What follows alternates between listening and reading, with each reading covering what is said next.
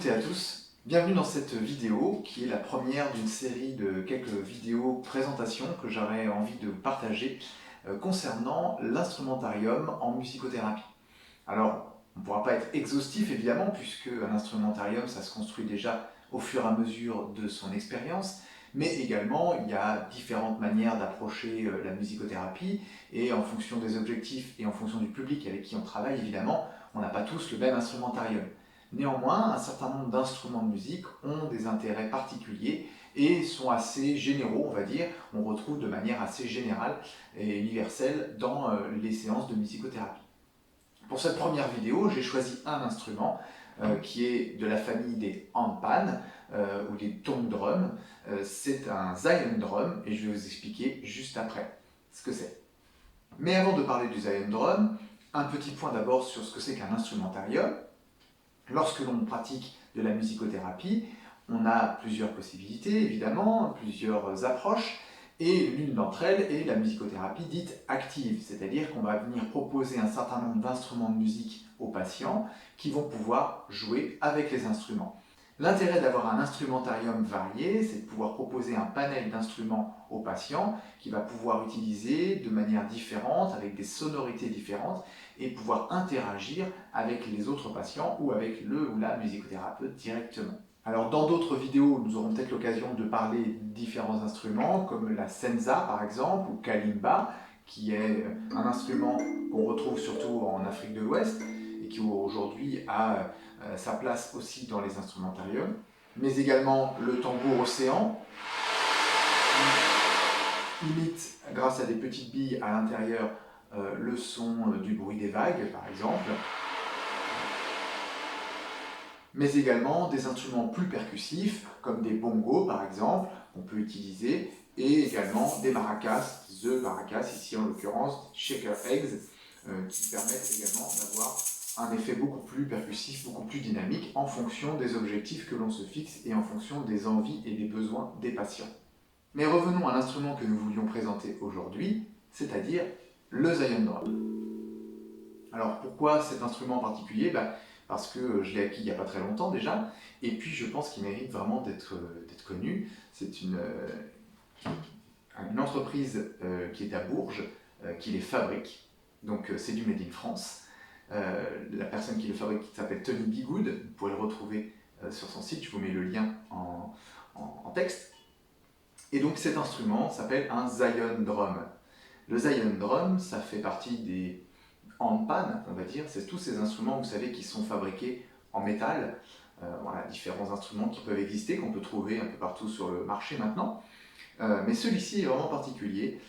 D'abord parce qu'effectivement, comme je vous le disais, il est fabriqué en France, il est fabriqué main et il est personnalisable. Donc celui-ci, par exemple, moi j'ai commandé sur le site et j'ai eu un échange très sympathique avec le fabricant. Et donc j'ai pu proposer le modèle du dessin qui est présent sur le Zion drum, ainsi que les couleurs. Et voilà, et donc il m'a personnalisé le visuel, ce qui vous permet d'avoir un instrument qui est celui que vous voulez, avec un visuel qui vous correspond, celui que vous voulez. Alors cet instrument se pose sur un support, donc il est livré avec le support, un petit support qui est en polystyrène je pense, recouvert de tissu, qui permet de poser l'instrument sur une surface pour garder la résonance. Et il est également livré avec deux baguettes, une paire de baguettes qui sont en mousse un peu plus molle, qui sont plutôt bien finies d'ailleurs, parce que pour les avoir utilisées plusieurs fois, y compris avec des enfants pas toujours très soigneux, les baguettes sont toujours là. Donc c'est un bon point. Celui-ci est accordé d'une certaine manière. Vous pourrez regarder sur le site de Zion Drum, il existe plusieurs formes d'accordage de cet instrument. Alors, il n'y a pas besoin d'être musicien pour comprendre, simplement vous pouvez regarder les séries de vidéos et vous allez à l'oreille écouter le type d'accordage et vous pouvez choisir celui qui vous correspond, celui que vous avez envie d'entendre. Moi, celui-ci, je l'ai choisi, j'ai pris celui qui était en... Alors, il appelle en lydien, en A lydien. En fait, ça ressemble plus au dorien, mais ça va avoir une importance. Donc, on a ici un La, ici un Do, Ré, Mi, Fa dièse, Sol, La, Si et Do. Ce qui fait qu'ici on a un octave, et ici aussi. Voilà. Donc il en existe plusieurs, mais encore une fois, c'est pas forcément important. Si ça a une importance pour vous, vous avez la possibilité de choisir. Si ça n'en a pas, faites un choix simplement un choix de cœur. Voilà. Ensuite, vous allez tout de suite constater que l'utilisation est assez facile. On peut évidemment jouer avec les mains.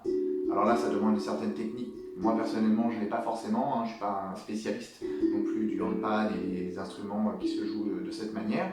Je sais simplement qu'il faut jouer avec le côté du pouce, là, comme ça, pour obtenir une résonance.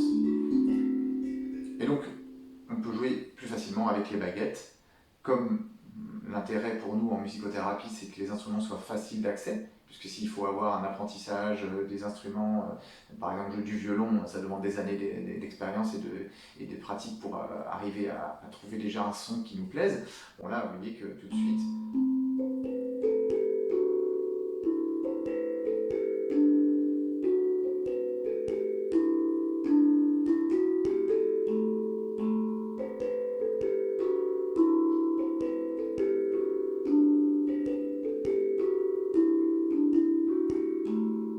Voilà, on a tout de suite une manière instinctive de jouer, avec donc cette disposition des notes, qui est facile à prendre en main. On peut jouer de manière assez rapide, ou à l'inverse, de jouer quelque chose de très aérien.